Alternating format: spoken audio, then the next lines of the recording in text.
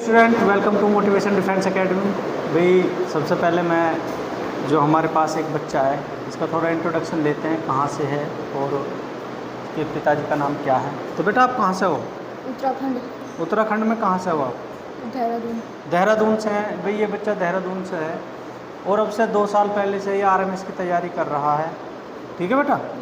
उससे पहले बच्चा किसी एकेडमी में 2 साल रह चुका है।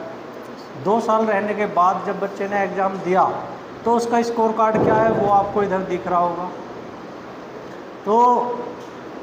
तो बेटा जैसा कि आपका स्कोर आया मैथ में, बोझ रहा हूँ मैं RMS के लिए, RMS में कितने नंबर आए थे मैथ में? 33। भाई 33। भाई ओनली कितने नंबर थे? 33। जबकि RMS में सिलेक्शन के लिए होने चाहिए 50 में से 50। भाई 50 में से 50 आएंगे तो RMS में सिलेक्शन होगा, क्योंकि RMS का जो मैथ का लेवल है वो थोड़ा इजी है। तो और बेटा सैनिक में कितने आए थे? जी 84। भाई मैथ में देख लो 150 में से 84 आए, लगभग 50% ही मान लो आप। जो ऊपर के नंबर है कुछ तुक्के के भी होंगे 2-4, लेकिन जो इसकी मेहनत है वो 50% मान लो। अब एक बात बताओ भाई, मैं पेरेंट्सों से ये पूछता हूँ, पेरेंट्स ने ये 2 साल बच्चा एकेडमी में छोड़ने के बाद इन्हें उसके रिप्लेस में क्या मिला ये पूछना चाहिए ना एकेडमी से सिलेक्शन आने के बाद। भाई मैं कहता हूँ कि भाई सीट कम है RMS में, सैनिक में कम है, सारे बच्चे नहीं जा पाने के, लेकिन कम से कम अगर मान लो ना भी हुआ हो तो ये 1 या 2 नंबर से।